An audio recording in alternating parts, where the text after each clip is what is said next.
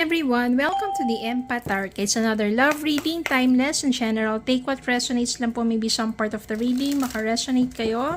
Some part of it, hindi. Or totally makaresonate na parang nanonood kayo ng kwento ninyo. Or hindi naman kaya dahil iba't ibang mga energies, iba't ibang mga love connections. Pero tignan po natin. At babanggitin ko rin kung ano yung mga mas malalakas na energies sa reading na to. Tignan po natin ang mga love messages, mga aral at gabay sa buhay, pag-ibig, and life in general.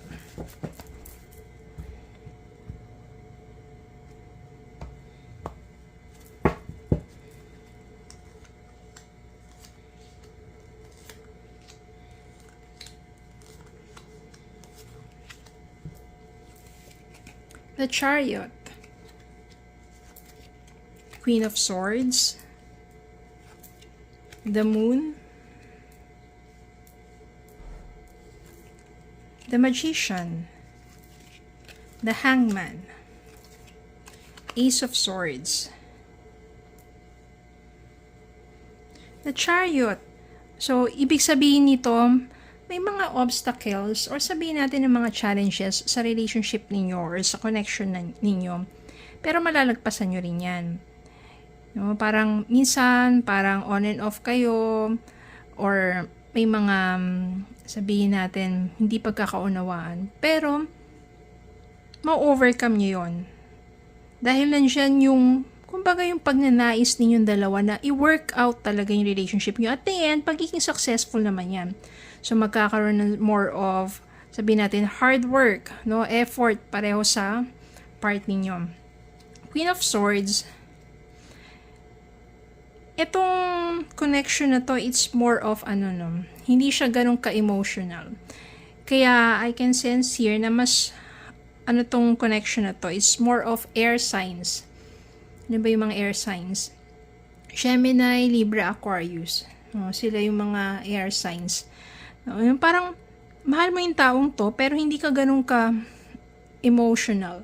Hindi ka nagpapadala dun sa mga emotions na yun. It's more of a logical na parang you are also thinking of yung things between the two of you na pero kailangan kasi with truth, diba? And honesty, yun ang importante para sa'yo.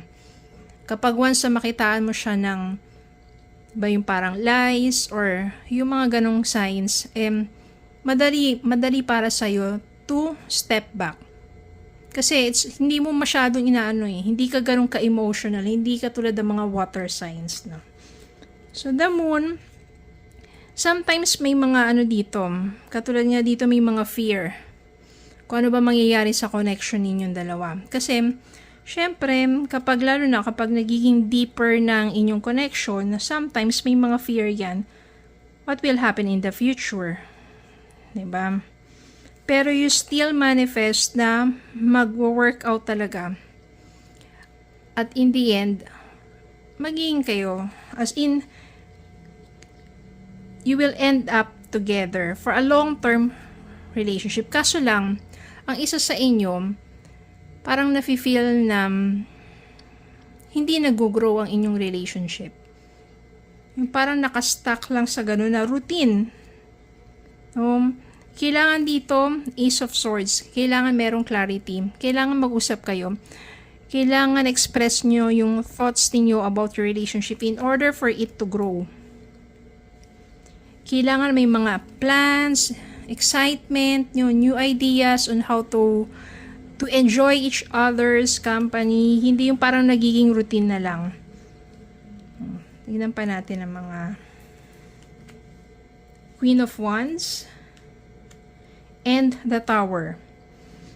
May sumulpot dito, Queen of Wands. So, ito,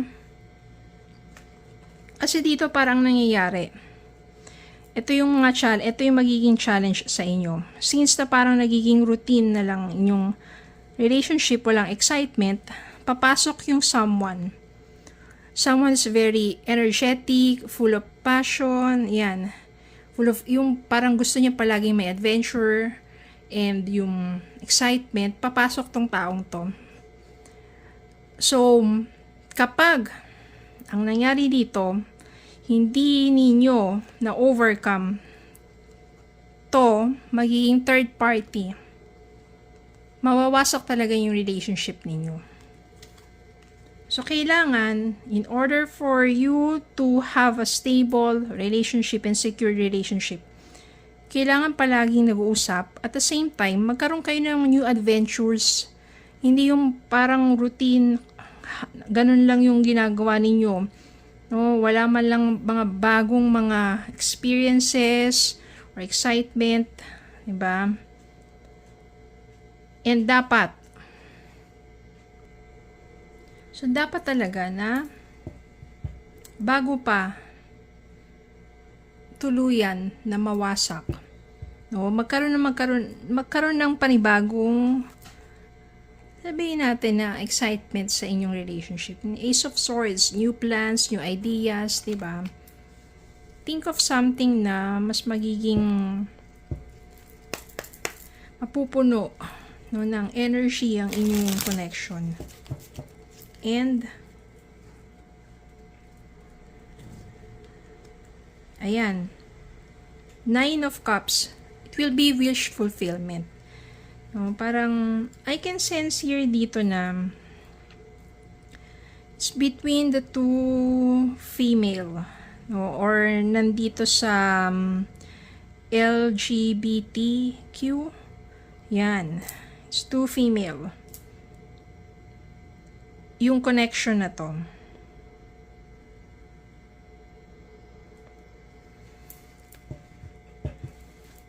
And kuha pa tayo ng iba pang message para sa inyo. Maganda dito, magkakaroon naman talaga ng wish fulfillment. Ibig sabihin, kung minamanifest mo na talagang magtatagal kayo ng person na to, kailangan nyo palaging mayroong excitement, palaging new adventures, new plans, diba? Hindi yung parang routine na lang, ganun na lang nangyayari araw-araw. Magkaroon kayong kakaibang mga date, diba? Go to an adventure, parang ganun, diba? So, nandito naman si The Chariots, maaring magiging challenge lang sa umpisa yung mga ganong bagay, pero magkakaroon pa rin ng wish fulfillment between the two of you. Tatagal. Ibig sabihin talaga, long term. No, ito lang iwasan ninyo yung ibang mga distraction na kapag hindi nyo na-handle ng mabuti, talagang mawasak sa inyong relationship or sa inyong connection. If you want to have a deeper connection, no, kailangan din open and honest and merong clarity. Ayan, oh.